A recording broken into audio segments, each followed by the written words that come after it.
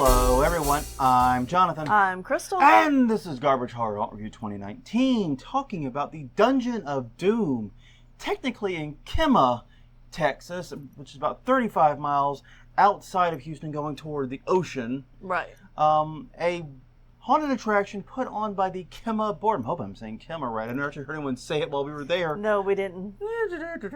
They were too busy getting us to take a photo. Oh, Jesus trying Christ. to. We're going to get there. We're coming to this. And the Kemah Boardwalk, we had found out about this hall. What it drew us to it was that it opened at 2 p.m., to be honest with you. Pretty much, yeah. It was our last day there, and we wanted to squeeze in as much as possible. And we knew that if it's open at 2, we could easily hit that, plus fit in our evening haunts. Right. We had a full evening plan. We had to get through no less than 4 haunts that night. Yeah. And the only way that was possible is if we squeezed one in during the day.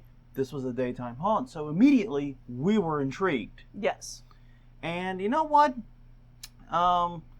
I'm glad we were intrigued. Yeah. But it comes with some pretty heavy caveats not related to the haunt. It has everything to do with what's around it. Yeah. So, we've never been to Kemah. You've lived in Houston at various points. I don't think you said you'd ever been. No, I'd never heard of it. Basically, this boardwalk, this thing, is a tourist trap. Yeah. And that's being generous. Mm-hmm.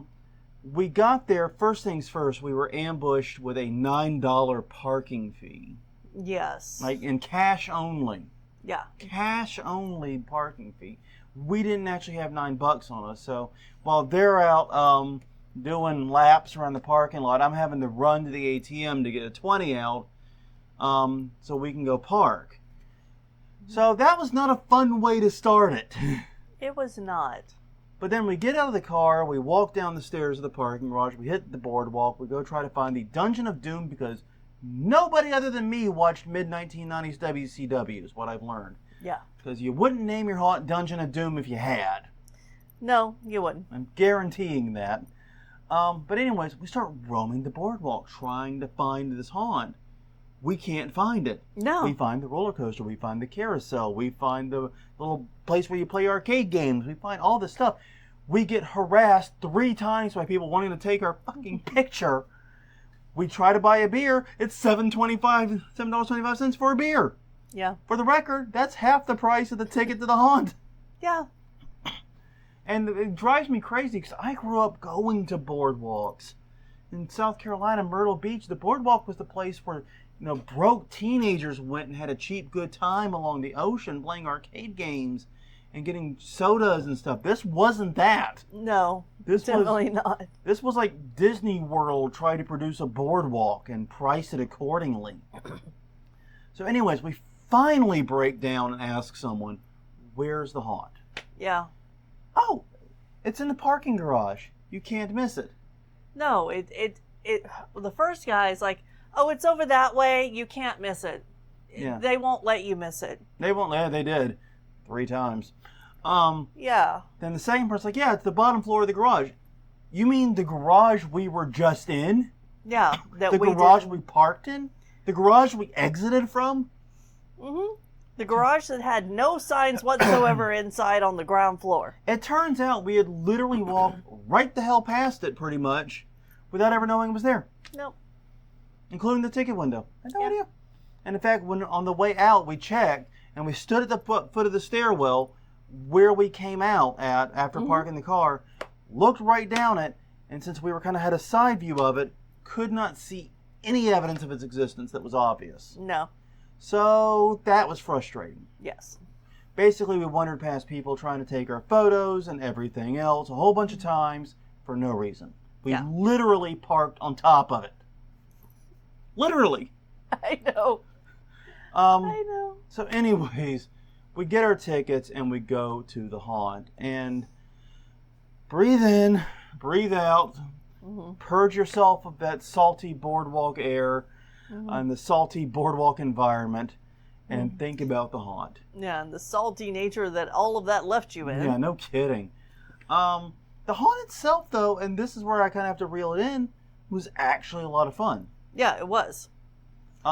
It was $15. It was about 12 minutes. Yeah. This is what I would call a good mid-tier haunt. Mm-hmm. This is a type of haunt that doesn't really exist much anymore, and we need more of. It's medium size in terms of like the actual size of the haunt. It's medium price. $15 isn't that bad. I mean, No. I don't know how the hell the haunt's reasonably priced, but the beer is $7.25. Yeah, I know.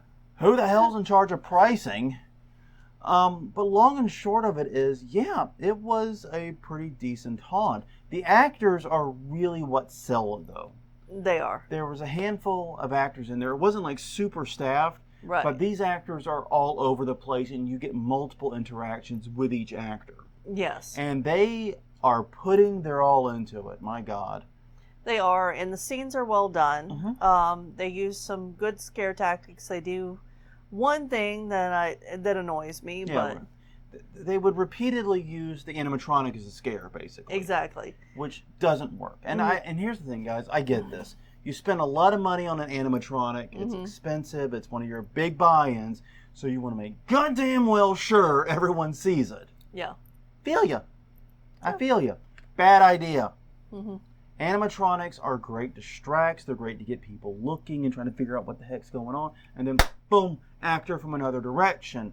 You can really floor people that way. Yeah. But what this haunt was doing is what a lot of other haunts do, where they have the animatronic, like dead center, brightly lit. Like so brightly lit, it's obviously an animatronic. Yeah. And then the actor is trying to time their dialogue to the effect of the animatronic. Right. And it never works.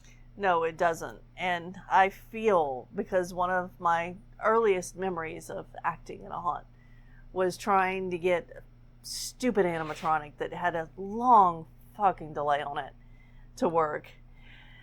So I feel for the actors in this position. I really do. Yeah, I've been there.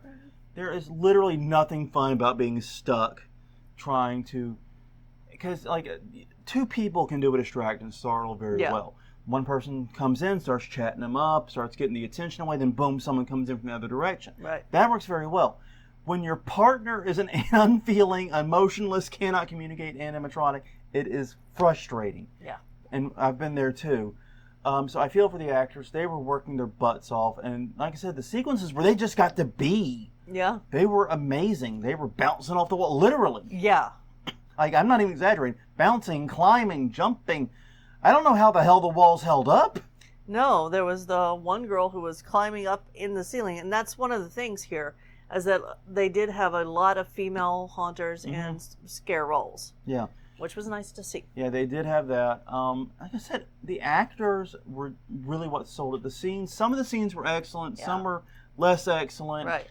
But the actors were pretty much consistently awesome throughout. I really loved the actors in this. They were young, but they still felt and acted like experienced actors. In some cases, stuck doing ill-advised things because of what they wanted. Right.